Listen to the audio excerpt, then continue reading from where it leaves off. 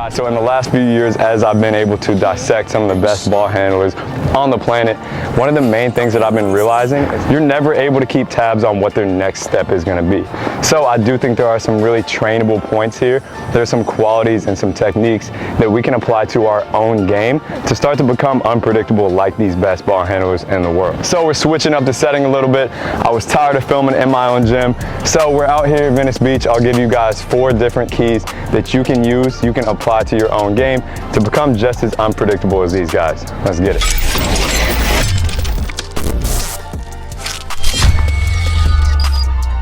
So key number 1 is that a lot of these best, most unpredictable ball handlers are very comfortable with exploding or getting into a move, into a shot, with the ball going up or down. So most of the time when you think about how we handle the ball, we're getting into a rhythm here and then exploding as the ball is perfectly in our hands. On the contrary, most of these really unpredictable athletes are able to, when the ball is coming up, explode out, or comfortable with letting that ball be in their hand, kind of floating it on the way down and exploding out. So one thing I'll try to make all of my athletes comfortable with is this ability of being able to go before that ball is really in their hands and control, or on the flip side of that, when they're hanging it here, they're about to get into the next dribble, then they go as they delay that explosion. So being comfortable with the ball coming up or down, exploding, shooting, making a move out of that is key number 1, and it's something that's going to apply to a few later tips. So number 2 is limiting the load up before you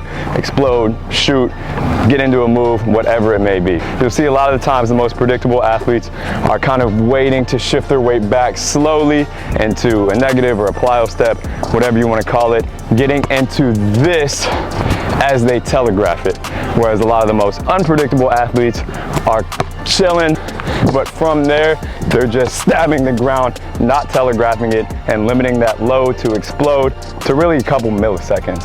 So a lot of the drills that we do with our athletes are getting them in these kind of relaxed positions and then getting them out of there or transitioning them downhill into a move, into a shot as quickly as possible without having to fully load up into that move. And again, basketball is such a quick hitter game. If you can shave off a couple milliseconds of telegraphing your explosion or your next movement, this is going to make you a lot more unpredictable. Number 3 is just finding and then breaking rhythms. So basketball is a very rhythmic game. You'll notice a lot of the time the way we dribble is very aligned with our feet. It's very inherently rhythmic, right? The way we find the rhythm with the ball as we're waiting to get into a movement, explode by a defender, whatever it may be.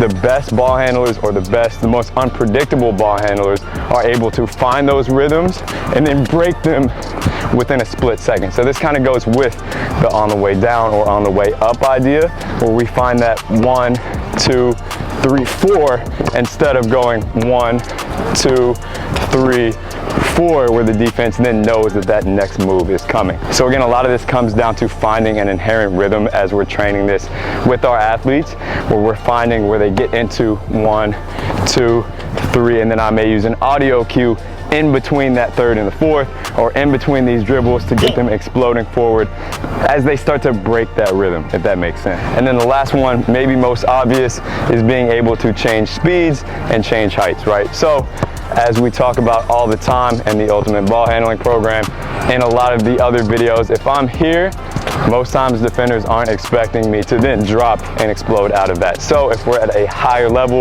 or just a slower speed in general, maybe I'm right here kind of chilling, slower speed, and then being able to explode out of that without loading up too much and taking that time, that's what's going to really help us lull defenders to sleep, get them relaxed, and then going off of that. But this does take some skill, this does take some physical qualities that we need to train, whether that's going from high to low, whether that's quickly speeding up without telegraphing our movements.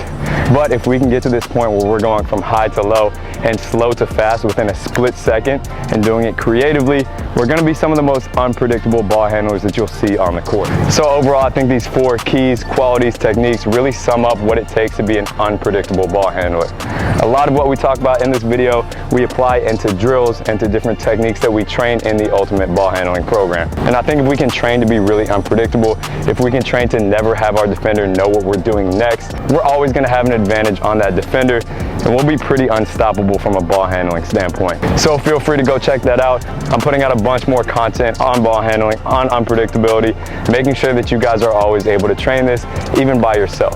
If you enjoyed this content, make sure to follow me on Instagram at ByAnyMeansBasketball. Make sure to subscribe, like, all that good stuff, and stay tuned for a lot more.